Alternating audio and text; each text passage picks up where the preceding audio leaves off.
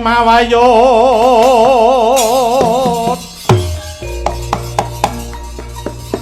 sang yaksendra kararupa mangeses kadi angin pang sempal kaprapal selo kaplesat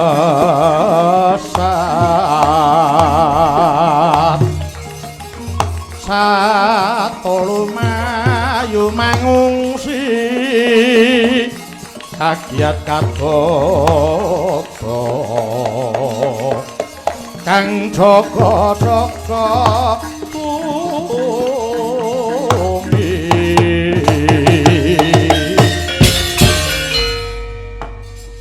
kawula nuwun sewu Kanjeng Rama keng putra Cumantaka matur wonten ngarsa paduka dewa jinging boten kanthi tinimbalan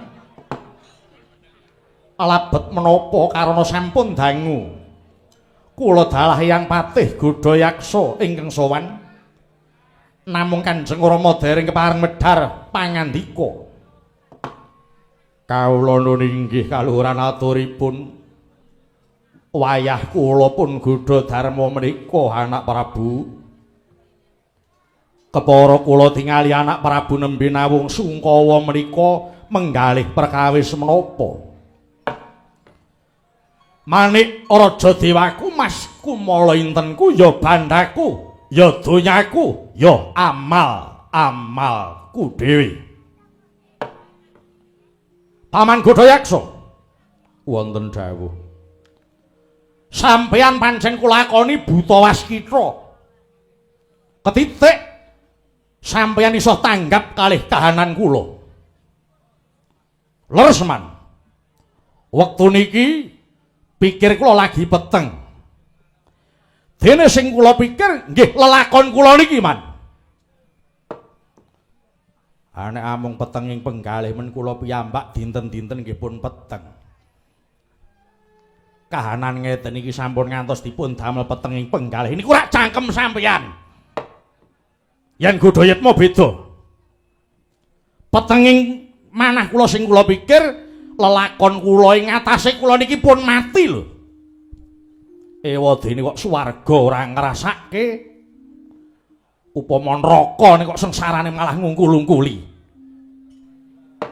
kandhane wong-wong sing jare ahli swarga nika jare wong mati niku wis ora kesrimpet kalih kahanan kados kula kaya nalika jaman urip enten ngalam donya ning buktine man kula niki dadi sukma kok isih peteng jagat kula niku genah pun cetha yen sing do ngaku ahli swarga niku nggih mung mandhek enten cature mawon kabeh mung karangane dhewe sebab sing kandha ku ya urung tau ngrasake mati mula paman kula pengin bali urip melih ten ngalam donya sampeyan bantah napa saged wong mati bali urip ten ngalam donya yen liyane kula genah mesti ora iso ning yen Godayatma sing duwe niat mesti bisa kabeh niku mung enten barang mung gumantung apa sing nglakoni lan ora ana barang sing nggumunke dene cara kula man kula iso bali urip kula kudu bisa kaleksanan dhaup kalih Putri Titis Bathari Widawati bab niki sampeyan boten kenging cilik bantah gedene ngelek-elek oleh kula ajeng rabi wektu niki Widawati manitis dhateng Putri Mandura anake Prabu Basudewa jenenge Lara Ireng nggih Bratajaya mula jit wonten dawuh Rama kowe tak kudang-kudang rabekno bapakmu le kowe kudu iso netepi tembung bapak polah anak kepradah walik niku sing polah niku anake sing mradahi niku bapak niku ora cangkem sampeyan duh sesore wis entuk cangkem loro mula rabekno bapakmu le apa kowe ora isin Upama aku mangkat nglamar dhewe Bratajaya, wong aku rumangsa duwe anak wis dewasa. Ning yen kowe kabotan ngestokke dawuh bapakmu, kepeksa aku kang bakal lumuruk ana Mandura dhewe, Jit. Kagiat risang kabeh rangu. Rinangkul kinempit gempit. Doseng naning bawana. Ya si tukang walang ati, ya si tukang nesing tias. Ya si tukang kudu garing. Waduh diweji sesembahan kula. Wirang menapa ingkang kula sandhang menawi kula ngantos dawa. Anggen paduka nglamar Dewi Bratajaya. Kepareng Rama lenggah ingkang prayogi kang putra nyun pamit bidhang padi Dewi Bratajaya. Anak anu nganindita, ya. Nger Gudha Darma pancen wis iso nglegakke marang bapakne. Bareng krungu tembungmu, wah. Rasaku banjur kaya ngrasake bali urip ana ngalam donya. Kowe tak anak-anak lanang. Kowe kudu bisa nyembadani. Mara enggal budhal dina iki nganti wadya bala sacukupe.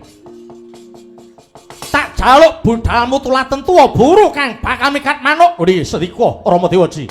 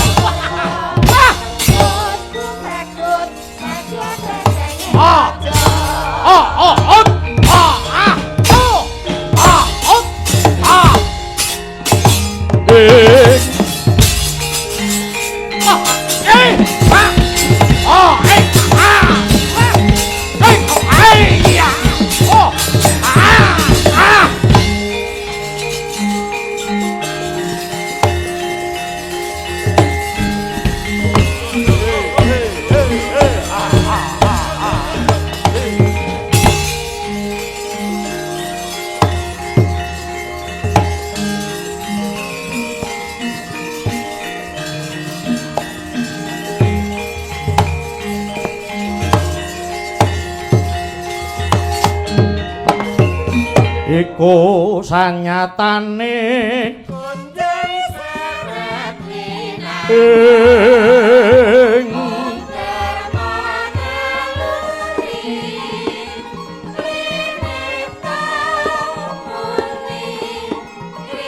leng-leng larasing pamyat rengganing pura tulya sri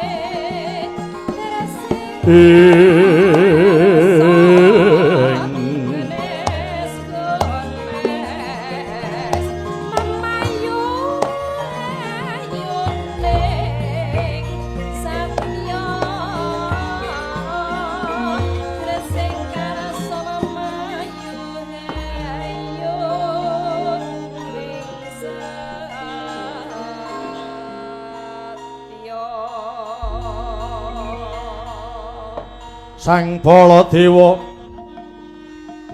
Narapati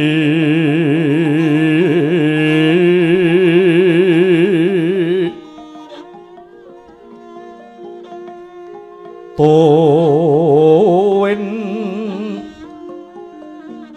Nareswara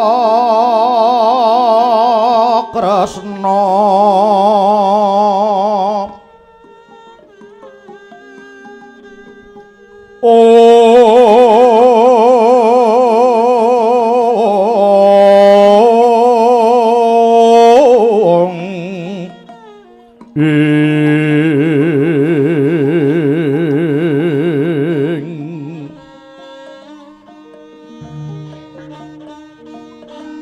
kalangkunging tresnani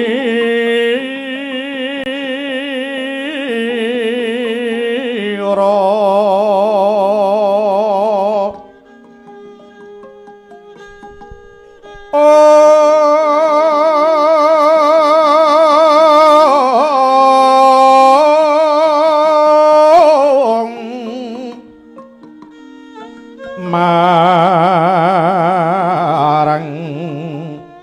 Diah Banon Cinawi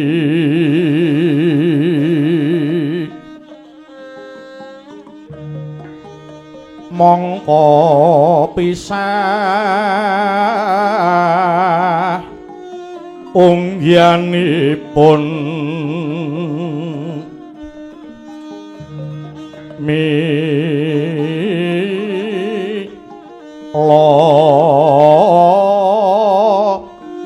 tansah tanya warta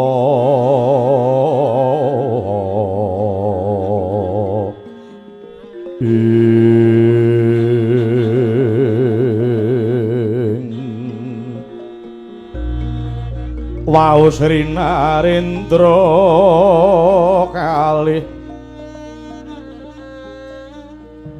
mring sangerna madu brangta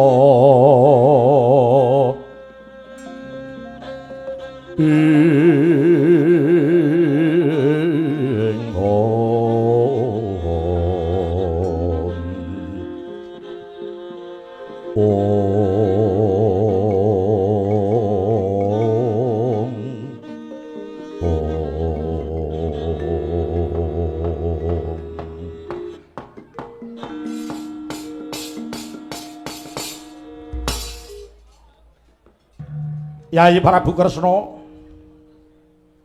pun Kakang ngaturake penuwun sawisipun Kakang prapta ana ing Praja Ndwarawati Yayi Prabu banjur nderekakipun Kakang Kembul Bujana Ngandrawina. Wah, dasare daharan kang tok aturake marang pun Kakang kuwi nuju prana banget. Kabeh seneng aku di. Wis suwe pun Kakang ora sowan ana Praja Ndwarawati bareng tekan kene kaya wis entuk tamba. Wah, dasare Mandura Ndwarawati kuwi sawetara rada adoh. Tur wanciawan. Nggone Yayi Prabu nyugata marang pun Kakang wis trep marang kahanan wanciawan. Jangan bening, ya toh. Sambel terasi. Tahu tempe pun Kakang kuwi seneng. Karo iwak asin. Wah. Piye Pragoto? Kula inggih cocok. Kowe telek enak kok. Dasare nggih kepatihan pun mboten enten napa-napa niki. Pun ngantos gusis. Lah bojomu, halah pun kula teteli sandangane mbaka siji.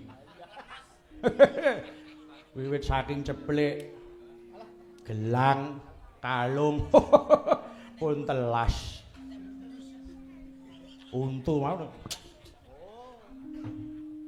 Bakune kabeh tinemu waras.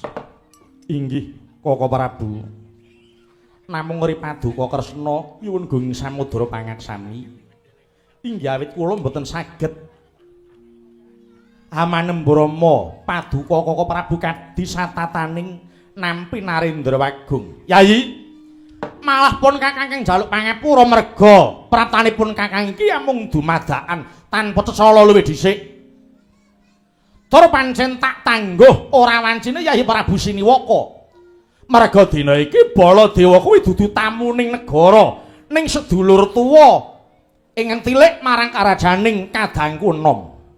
Mula Yayi Prabu ora dadak perlu nganggo manembrama kana dene satataning nampa tamu agung. Inggih, ngaturaken penuwun Koko Prabu. Sakwise padha Kembul Bujana banjur Yayi Prabu tak kanthi mapan ana paningrat yempering Pendhapa Ndwarawati. Yayi, sejatine praptanipun Kakang iki amung bakal kepengin nyuwun pirsa marang kadang para siyadi. Menapa ingkang badhe paduka ngendikaken Koko Prabu? Ya. Yayi. Pun Kakang tak crita ya, Di. Kejaba pun Kakang sowan prapta ana Ndwarawati mertuwi marang kerajane kadang para yayi. Kepengin banget pun Kakang bakal nyuwun katerangan marang Yayi Prabu Kresna. Badhe ndangu perkawis menapa? Pun Kakang mundhut tulung. Mara diage Wedarna mungguh apa bedane tembung wangsit lan wisik. Nggih, Koko Prabu. Bilih Koko Prabu mundhut pirsa perkawis tembung wangsit kaliyan wisik. Inggih, sak saged kula badhe kula waturaken. Monggo Koko Prabu kepareng lenggah ing prayogi supados boten tumpang saha nampi atur kula menika Koko Prabu. Leng-leng ramyawane ingkang driya. Liriwang candra katawengan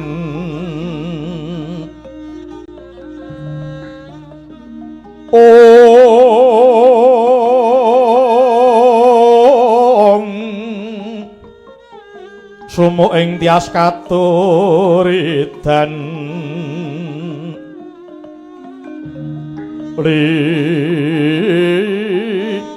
mot kabyataning rujit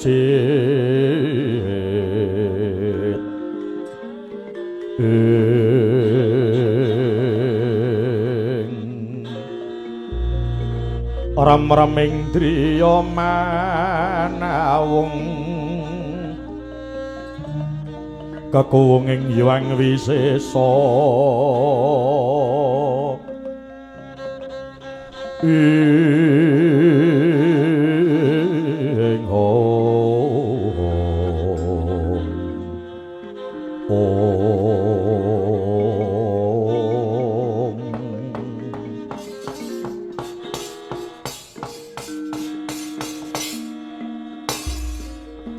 Koko Prabu. Lakar wonten pilah-pilahipun piyambak ing antawisipun Wisik, Wangsit saha Ilham. Ingkang sinebat Wisik menika sabdaning pangeran lumantar wulanging guru kanthi adhedhasar suraosing kitab suci. Wisik ing Gusti menika tansah nenuntun menungsa dhateng margining kautaman ingkang tegesipun paring pitedah dhateng margi hanjot dhateng tindak tanduk ingkang utami. Menika sinebat Wisik. Yen Wangsit dene Wangsit sabdaning pangeran lumantar wulanging Sang Roh Suci ugi saged lumantar pasupenan utawi sabawa lembat ingkang tinampi saklebeting kaweningan. Mila Wangsit kala wau namung saged katampi dene menungsa ingkang gentur bratanipun ingkang sampun wening pancandriyanipun sarta semeleh raos pangraosipun. Lah terus yen Ilham dene ingkang sinebat Ilham menika tuntunaning Gusti lumantar kahanan utawi lelampahan ingkang dipun sumurupi saha dipun raosaken. Mekaten Koko Prabu menggah pangertosaning tembung Wisik Wangsit saha Ilham kala wau. Oh, ngono ya, Dik. Inggih Koko Prabu. Tekon janur gunung kadingaren dene Koko Prabu kepareng mundhut pirsa perkawis Wangsit tuwin Wisik. Menapa wonten bab ingkang tasih sinambi ingkang magepokan kalian Wisik tuwin Wangsit kala wau Koko Prabu? Ya, bener, Dik. Tak jarwani ya, Dik. Dek mau bengi pun Kakang nyupena. Ana ing pangimpen ana cahya kang sumunar hanelai. Gedene sak bluluk-bluluk cacahe ana 3. Tak sawang cahya kuwi mau cumlorot tumibane ana pesarean Astana Gadamedana. Yai Prabu, pun Kakang wungu saka Nendra rasaku kepengin banget mertinja marang Astana Gadamedana, Di. Monggo sekawit pun Kakang ya durung eneng rasa kepengin marang Gadamedana. Njur impenku mau perlambang apa ya, Di? Inggih Koko Prabu, pasupenan paduka menika sami kalian sasmita ingkang kula tampi. Lho, Yai Prabu entuk sasmita apa? Sasmita ingkang kula tampi nun inggih kula kadhawan reresik pesareaning para luhur ingkang sumari wonten ing Astana Gadamedana. Awit ing mangke Gusti kang nyipta jagat badhe matedhakaken kanugrahan arupi wahyu cacahipun wonten 3.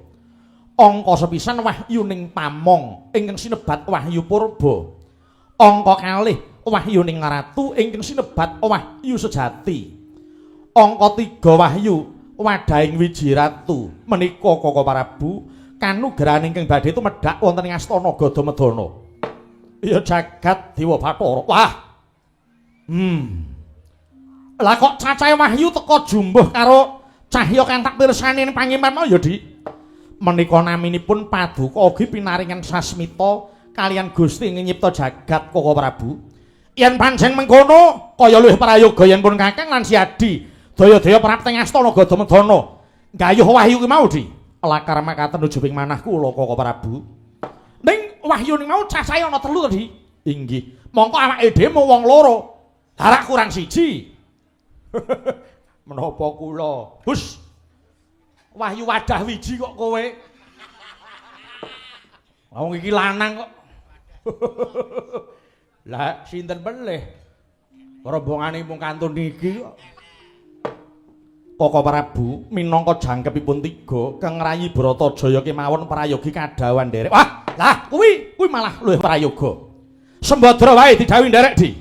Sapa ngerti nadyan wanita ning uga piniji dening Gusti ketrima uripe bisa nampa wahyu mau, Yai. Kalian malih ingkang nami wahyu menika mboten milih nem menapa sepuh jaler menapa pawestri Koko Prabu.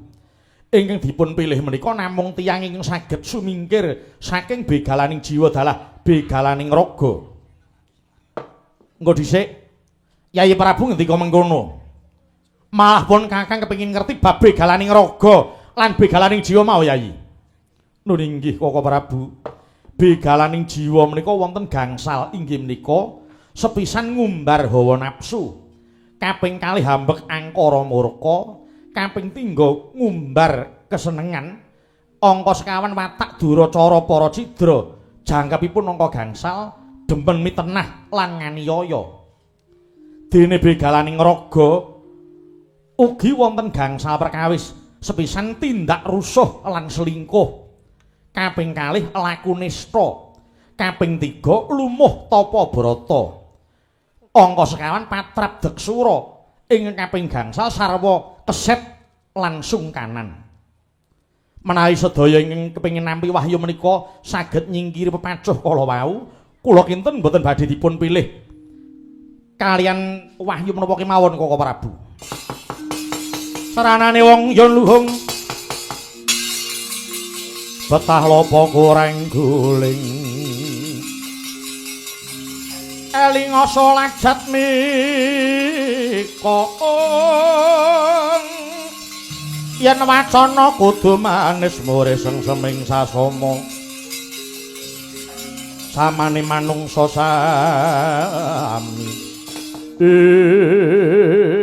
waladalah bareng si Adi mbabarake bab begalaning jiwa karo begalaning raga kok malah saya ciyut rasaku mongko si Adi ngerti dhewe to pun kakang ki wong getapan yen kira-kira ana barang sing ora bener mesti tak amuk nah menika kedah dipun singkiri menika sami kemawon paduka Koko Prabu nengenaken ngreh ngumbar hawa nafsu ya Praguta wonten dawuh kowe aja jarak sik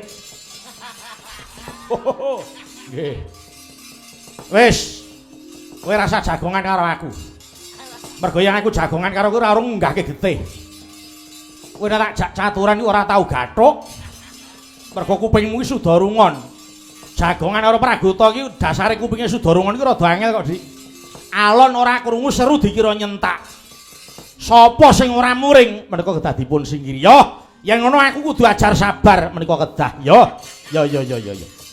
terang terwaca kaner kadang para siadi besok dadak ngenteni apa dina iki Yai Prabu ndak kanthi bebudalan bebarengan Yai inggih Koko Prabu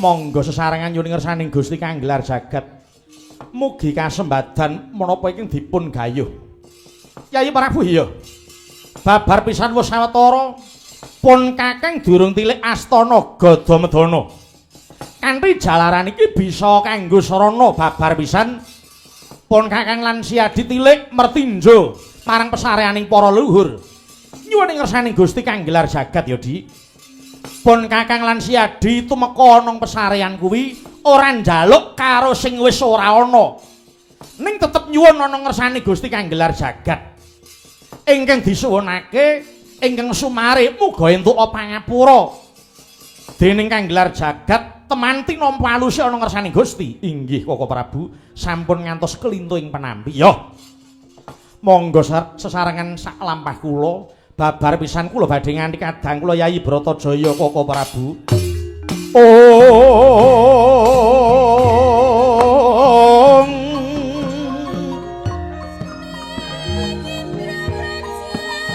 saranane wong yen luhung betah lopo goreng guling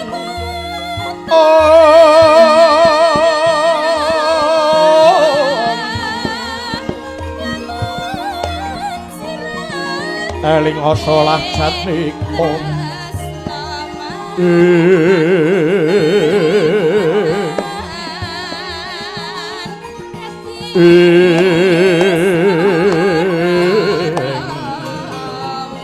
yen wacana kudu manis muris seming sasama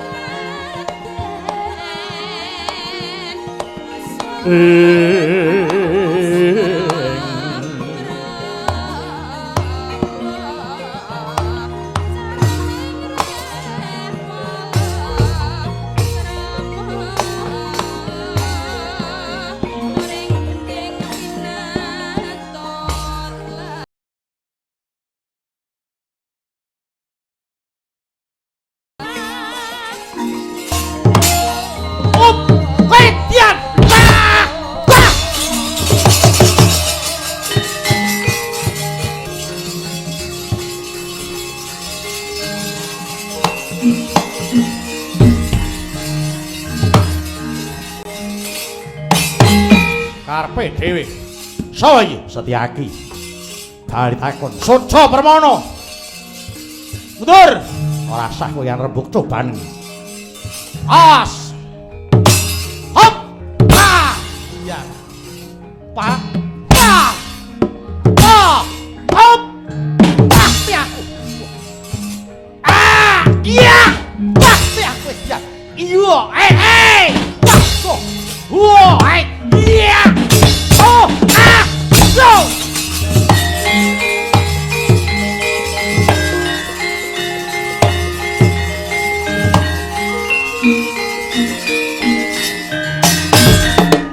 Pas.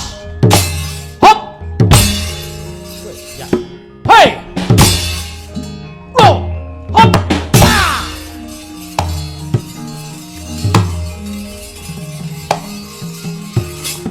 Ah. Hey. Hop. Ah. Out. Hey. Ah. Ah. Hop. Ah. Hey. Hop. Ah. Hey. Hop. Ah. Ah. Hey. Hop. Yan. Ah.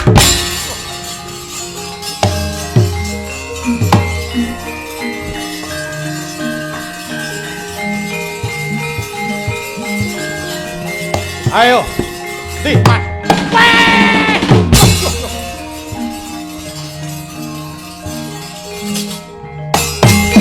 Eneng munyuke. Wah, parah.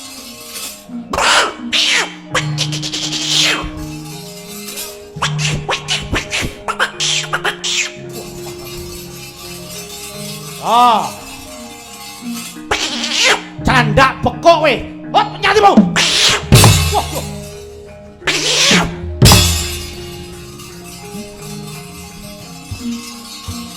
Wah, iya. Wah.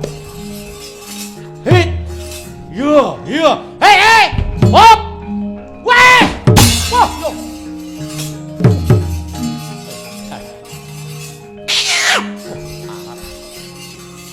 Hei, hei. Ho, ho, ho. Ho, hei, ho. What? Hít, hít, hít, quay tiền. Anh, yeah, anh. Yeah, hey. Oh, anh. Hey, hey, oh, lên, oh, hey. Yeah, hey. Oh, quay. Quay tiền. Quay tiền. Anh. Wow, wow.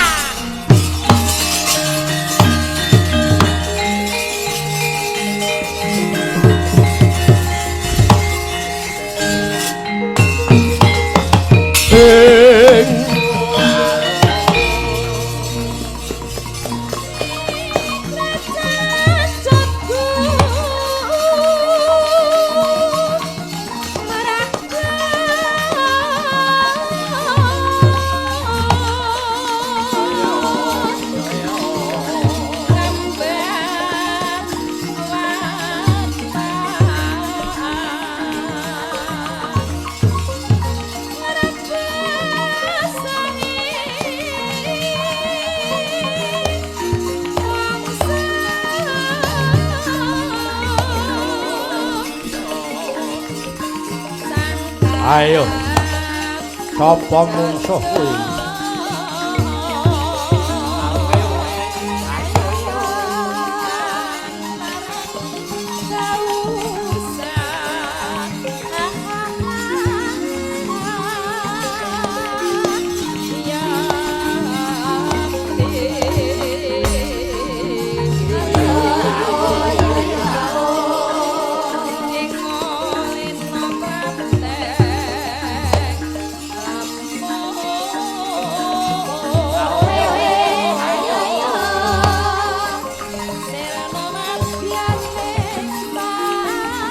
Aja rene.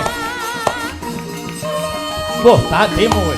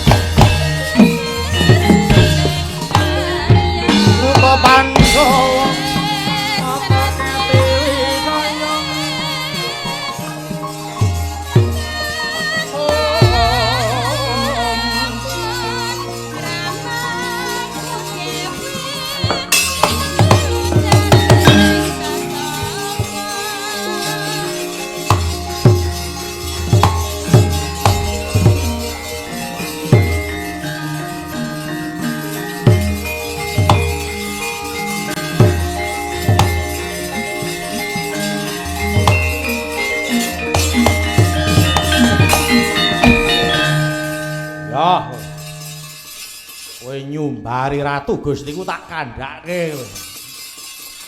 Padhake aku ora krungu apa piye. Bareng aku maju ora gelem perang. Bupeh aku ora padha dedeke. Malah nyumbari Gustiku tak kandhake kowe. Prahuta, Ndun. Kowe iki ngopo? Kowe iki ngopo? Anu Sinun. Wadyabala Mandura Ndrawati sawetawis kandhek lampahipun. Kok mandhek kene apa? Menika wonten wadyabala namung kok ketingal radi benten. Bedane sawetawis wonten wadyabala ingkang saged ical piyambak. Iso ngilang? Nggih. Ketingalipun kok nyeluman. Apa ngono? Ketingalipun. Lah kok kowe banjur mundur terus kandhamu kok ya kowe? Kandhake kowe. Karepmu piye? Lah ngeten. Menika wau rak dados Bandayuda. Ing antawisipun Raden Setyaki tuwin Begawan Anoman. Terus ketingalipun Raden Setyaki tuwin Begawan Anoman sami mimpang juritipun. Menika wonten yaksa ingkang majeng. Ana buta? Nggih. Ora tok tandangi? Mpun. Kula pun majeng. Namung sareng buta niku ngertos kula. Kula ingkang dados mengsahipun wah piyambakipun malah mboten purun. Kowe iki sapa? Maju rene dedekmu karo aku wis kadowan. Wah aku isih nek mungsuh karo kowe. Kowe sapa? Kula iki sanjang aku Patih Praguta. Butane jenenge sapa? Ha mboten ngaku kok ora tak ngerti. Kowe sapa jenengmu buta? Oh wawan pokoke aku buta ngoten niku kok. Ngono nggih. Lah kok malah nyumbari. Nyumbari sapa? Ha, nyuwun ngapunten ketingalipun kok Paduka Sinuwun dipun sumbari. Sumbare piye? Aja kowe. Dedekmu ora padha aku. Awakmu kendho. Kowe ketoke patih ning kowe kemalan pangan ngoten niku. Aja kowe patih to. Kowe mesti duwe ratu. Ayo, ndi ratumu kae? Sing lungguh ning dhuwur gajah kae. Ora usah kemlinthi. Ora usah kemaki mlintir brengos kaya ampu-ampu dhewe. Ngoten niku. Butane sumbar ngono kuwi? Nggih. Ora tok wangsuli? Mpun. Ora usah nyumbari Ratu Gustiku. Aku Hayanana. Oh menang karo kowe. Menang ra kondang kalah jaring wirang ngoten niku. Ah terus, ayo yen wani kae sing lungguh dhuwur gajah kon medhun. Tak klethake sirahe. Tak idiak-idiake awake. Tak ceklek-cekleke balunge. Yang telek. Buta nyidam terbelo ya ketingale kok ngoten. Ning aku ora krungu, mboten mireng niku sumbare alon mung kalih kula kok. Lah niku sing dadoske saya runtike manah kula. Piye? Sareng gepok wadi Paduka. Gepok wadi ku? Nggih. Butane muni piye? Wah, kaya ratu sing nggur gajah jane menungsa apa kebo. Yen menungsa kok kulite beda karo kancane. Kancane kulite sawo mata kok kae bule. Kae jane ratu apa kebo? Cangkeme sawangi wan-wani Yai Baladewa par. Wah.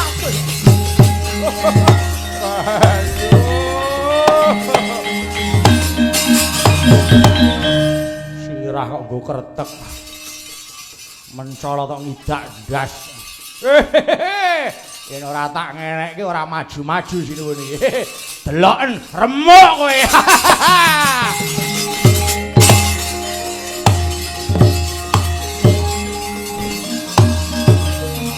Amuk swara merata, saya merata. Hilo, para dewa yana nang parek. Amuk swara merata, saya merata.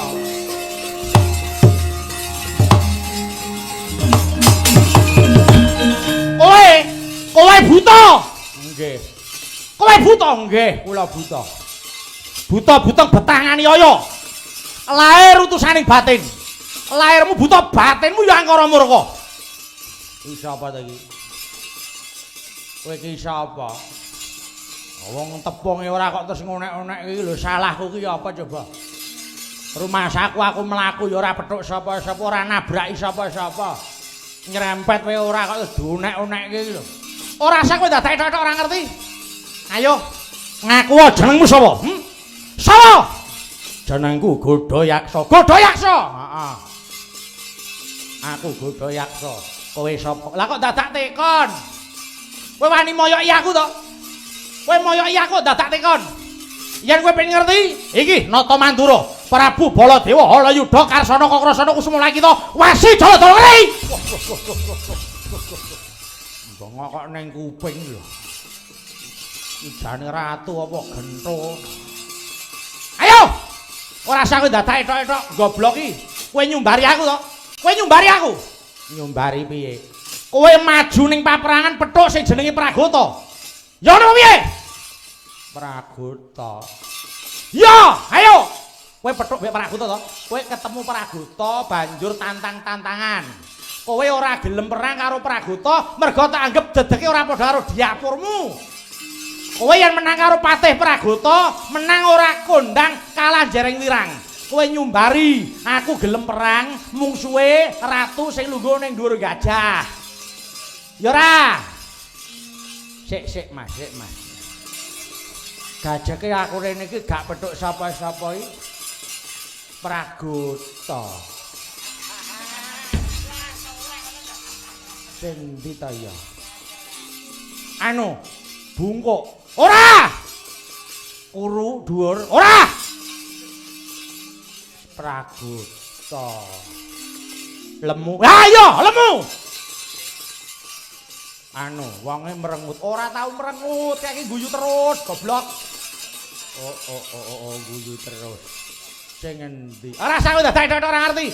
Ora usah dadak tok dadi buta goblok. Ayo, kowe gandeng moyoki aku, malah cangkemmu muni to sing lungguh ning dhuwur gajah kae ratu wong apa dudu? Yen wong kok beda karo adate, ya to? Liyane kulite sawung mateng. Yen kae ratu kok kulite bule, kae ratu apa kebo? Cangkemmu muni ngono to? Cangkemmu muni ngono. Mbok sumpah. Aku ki gak petuk sapa-sapa kae. Nek kene iki rane sapa-sapa. Kok iso diulak-ulake ngene iki lho. Salahku ki ya Pragota ki dapure piye? Ora eruh. Wah, wis iki pengkhianat iki. Wah, bangsat Pragota bae. Wong mitenah sak geleme dhewe ora usah kowe dadak kok arep mbok. Ayo, yen kowe arep nyumbari iki lho Baladewa Yanana. Kowe duwe karep apa? Ah, wis mbuh ra idep. Sumingkira bakal tak gawe liwat. Ora, ayo Balya, iki tlatah Dwarawati. Nyimpango dalan, aku gelem bali. Yen wis iso nguntal marang Baladewa. Piye? Piye? Balenono. Aku gelem bali yen wis nguntal Baladewa. Arep nguntal aku ya? Arep nguntal aku. Arep nguntal sirah. Nyo, sirah. Ki, untalen. Dodok, glo.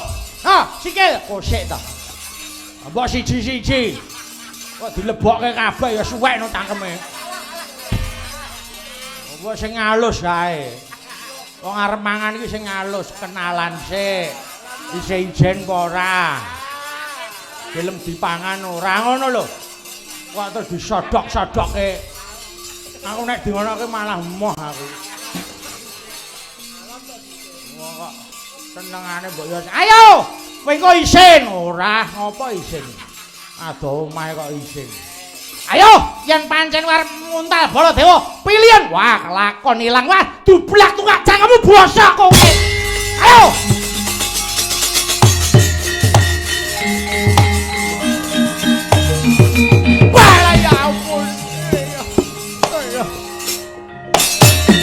Tai! Mati bre! Ngantemo! Urang bala nyurono, urang gaman medhati yo. Ampian kaya wong Jawa, rebutan kaya bejane mati. Ora-orane bala dhewe iki krekku salopo. Sayu tomor sekali uri, iki dalan, iki wajar kowe. Ayo!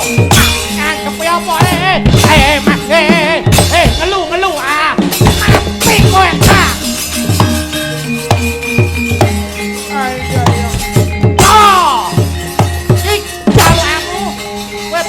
Jam terbelong ayo anggap yo kowe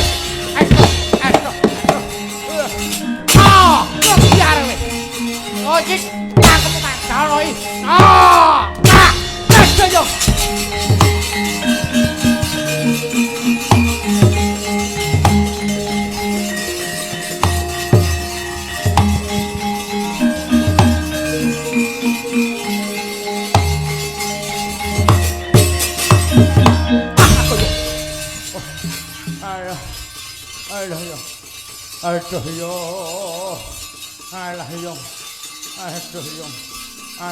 yo Aduh yo mati aku nyawa kundelana raga sing kenceng ya-yaan kowe iki ngopo enten wong edan ngamuk wong edan piye jenenge sapa Baladewa nggih kowe dikapake komplit lho kaya wong jajan dijejeki didak-idak dipisui ora tok wales ora gelem gentenan kok piye sing arep males polahe kaya kitiran kok nembe pethuk wis bengok-bengok wis sawa buta we maksudnya kula sumbari kelakon tak untal mboten wedi kok malah dithuk-thukke niku nyontal nyong kowe pilih apa? Oh sirah, dada, pupu ngoten niku. Ya tok untal. Ana niku ya omonge tok ditenani ya mletho. Nyatane lagi diambus e didak ngoten kok. Kula nembe mangap sikil niku wonten cangkem mriki. Bres prepet mati Baladewa kula sing didak kok. Kula sing didak ngrika. Wah, polahe kok sikatan nyambar walang. Alah yo. Ayo re. Maju re. Ora sak grenang-greneng kowe. Wani maju idak raimu re. Wah. Warat. Wah. Duh. Idak gogo. Wes ya. Alah. Ayo. Pun Mang Maju mriko nek pengen ngrasake. Mang ngrasake mriko iwak pupu, enak niku. Empuk gratis melih edian yo dudu iki sing tak karepke yang terus pundi ora sah kowe arep mundur sawetara monggo kula dherekaken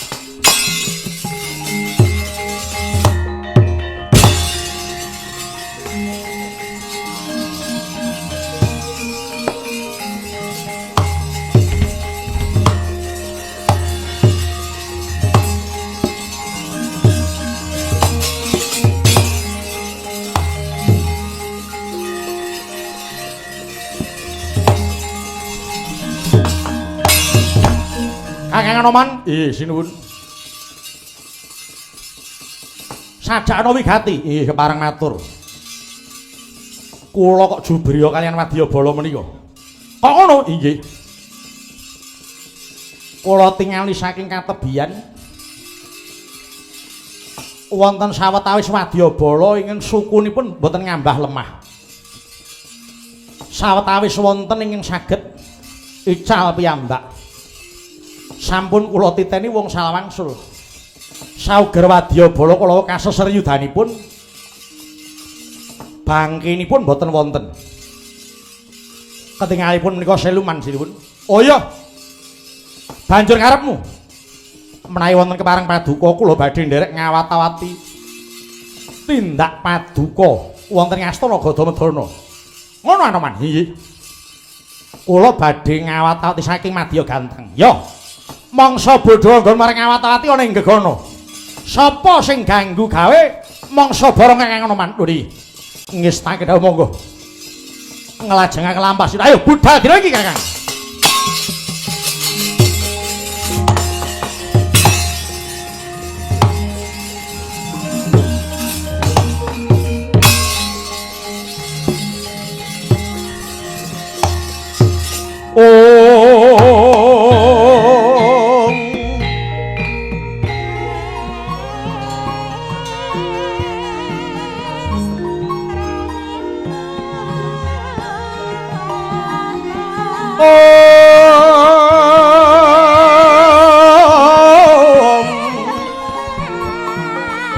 Alukon lakuning lekas uluk polinuding kidung kadung kadereng hamomong mangun manah rahayu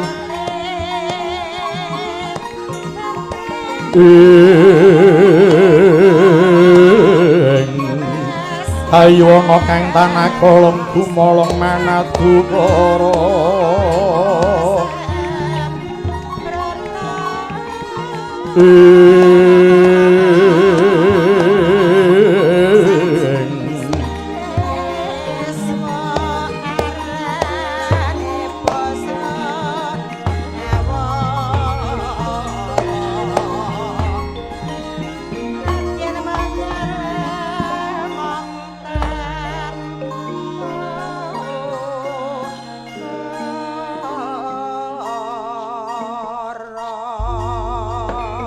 Titi Sunda gagak ngarang Titiyoni kapat mongso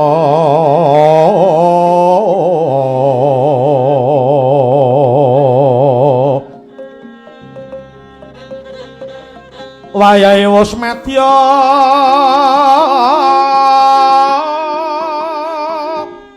ora atri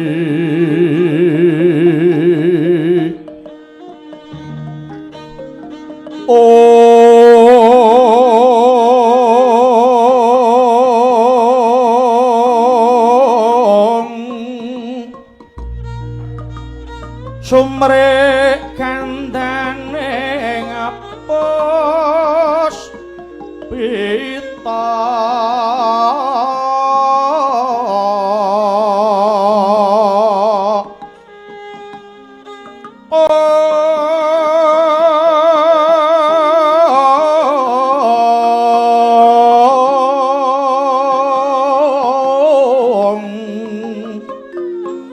abyor lintanging gegana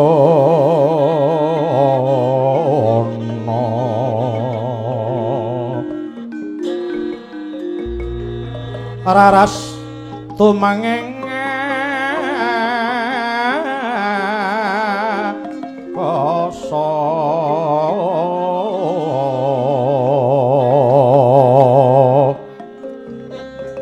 masung suti reng pangesti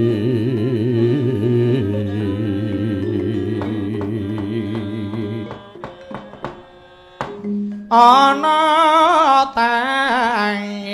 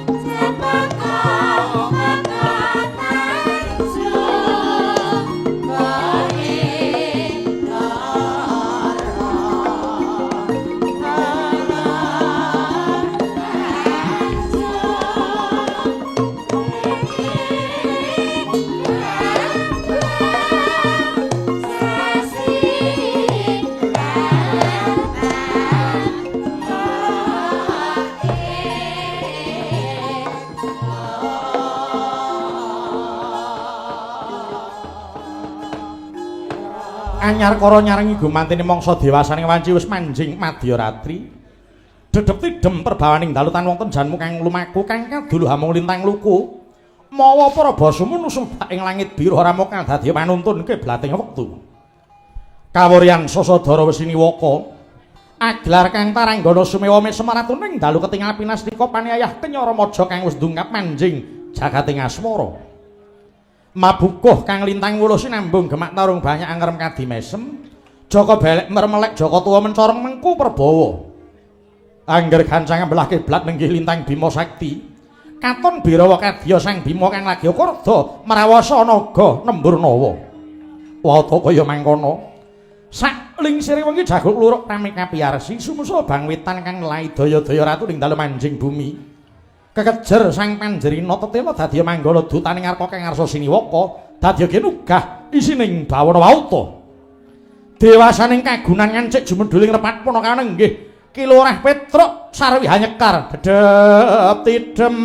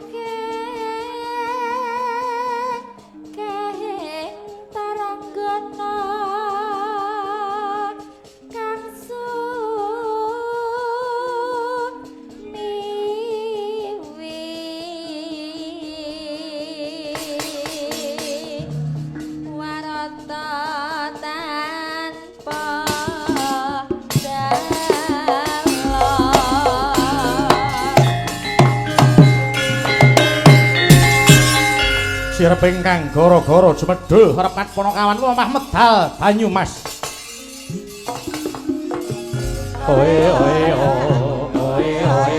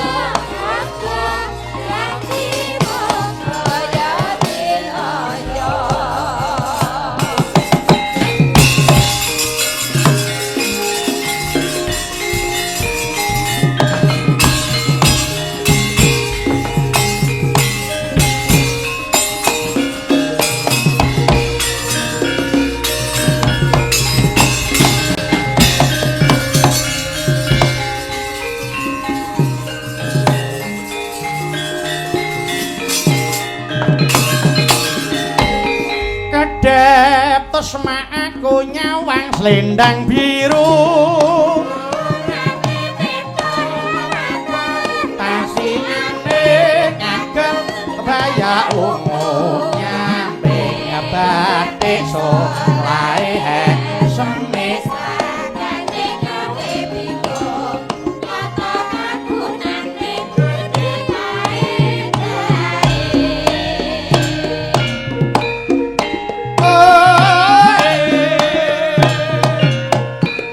mong puji maneh yo monggo Mbak Fahmi nyuwun ngambil slendange sing anyar kuwi anu neno yo Mbak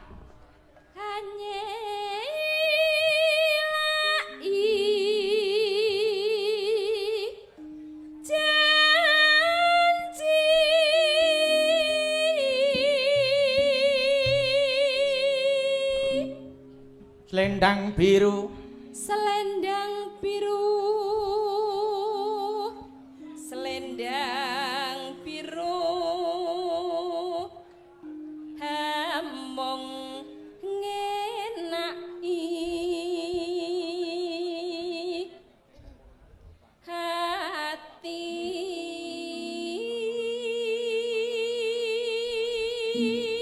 neno batin setiamu monggo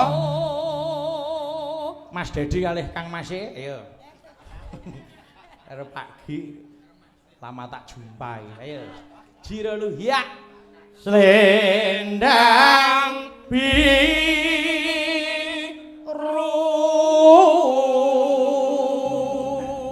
ya Mbak Fahmi tatapana janjimu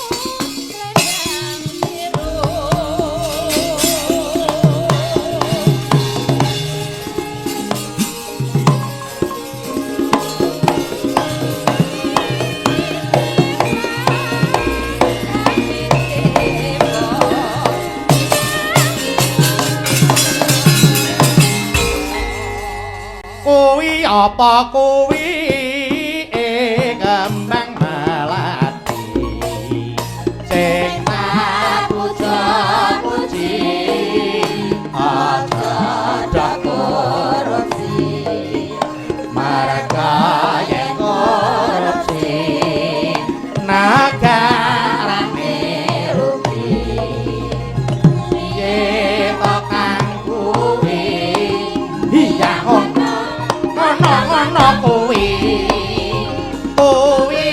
apa kuwi kembange menur sing tak puji mbok sing padha jujur merga yen jujur nagarane makmur piye kok iya ngono kuwi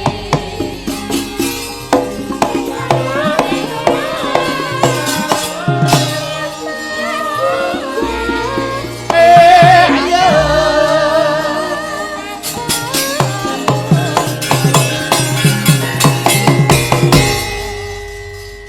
Bang apa iki bareng suwe ra petuk terus apa-apa kudu geseh ae. Gandem lincak pring tutul ngisor wis. Ae lan padha.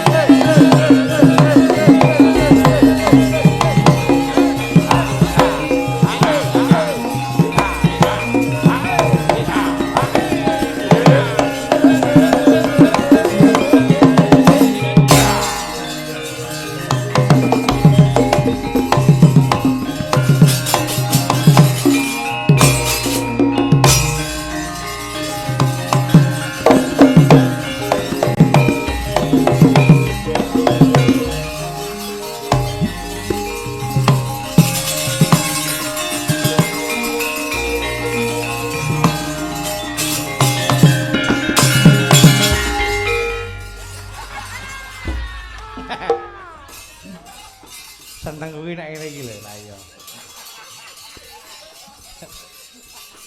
Ya anu kok kabeh iki ya kudu ketoke gawene. Ayo ora ketok gawe arep ngopo. Bengi iki kangen-kangenan kok.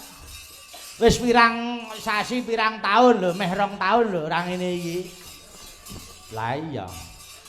Mula bareng iso pethuk karo para kadang pengrawit. Wah, jan rasaku kaya dibombong. Tenan. Aku ya seneng ibu-ibu sing wutuh kabeh. Mbak Dita malah saiki wis berbadan 2. Nganten anyar. Ha iya. Waktune kok ya pas men, tapi pas ora nek gawean pas nganten anyar. Waduh jan bulan madu terus. Ha iya. Arep apa metu omah ya ora oleh. Hiburane wong karek. Apa? Ayo kuwi TV, HP. Iya. Ning matur nuwun Kang Gareng kunjuk dhateng njenenganipun Bapak Kasbi dan pihak-pihak terkait yang sudah memberi kebijaksanaan. Nggih. Nyatane awake dhewe alhamdulillah bisa sowan kanthi rancak wilujeng tanpa meninggalkan protokol kesehatan. Ya, kabeh ya kudu dikawikani kok terus kaya kandhaku mau ngarep. Ayo padha-padha sing njaga seniman karep ben bisa temandang gawe.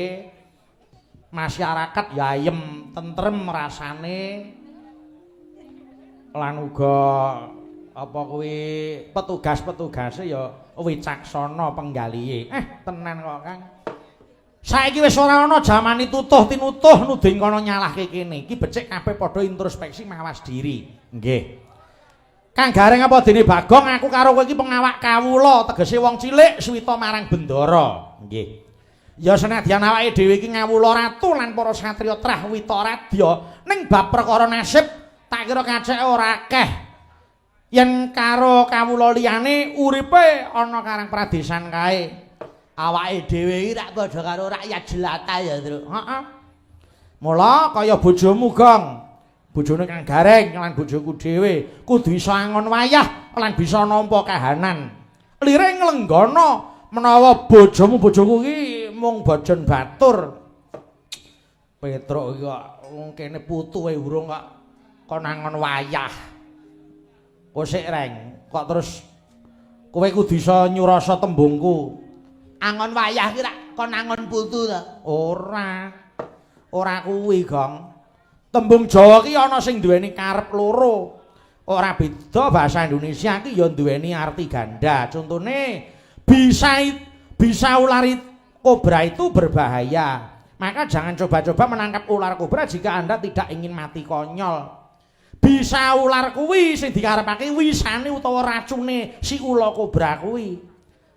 Oh ngono. Terus eneng kalimat liya. Anakku sudah bisa berjalan karena umurnya sudah 2 tahun. Bisa berjalan ning kene tegese iso mlaku. Oh iya, Truk. Heeh. Ora beda tembung Jawa. Soto ki tegese malah ora mung loro ning malah ana 3. Arep-epeh kaya soto Matarangan. Soto ing kene karepe jago sing arep munggah nyang tarangan. Oh, jago. Terus tumbas soto kangge soto sing dikarepe ning kene mbako dudu jago. Oh iya. Lah tembung soto liyane jago karo mbako mengko karep wilangan 100. Dampyak para soto Kurawa. Lho. Soto ki tegese 100. Ngono. Wah, mudeng aku Truk saiki. Angon wayah. Kuwi ora mung angon putu. Ya. Sing tak karepe kuwi, Gong, angon kahanan. Ning ora tak weni conto liya, kowe mesti isih bingung. Iya, Truk, aku ya mbok ya sayane isih mikir kok. Bali nyangakar permasalahan tembungku ngarep mau Kang Gareng supaya bojomu ora sithik-sithik nesu, sithik-sithik purik. Tanggane goreng gereh bojomu bingungi. Kowe wong lanang ya kudu iso ngandani. Wah, urip nang apa kampung iki werna-werna kok, Reng. Kowe ya kudu ngandani. Bojoku ya ngono, tanggane tuku pit. Wah, wis geger ning omah. Kursi ditumpaki. Apa-apa ditumpaki, bae nyasmitani, tanggane tuku pit, kono jebul ya pengen pit. Ngono. Terus tanggane tuku TV. Waduh, Bojoku ning omah ya wis gulung koming, tembok apik-apik digambari TV.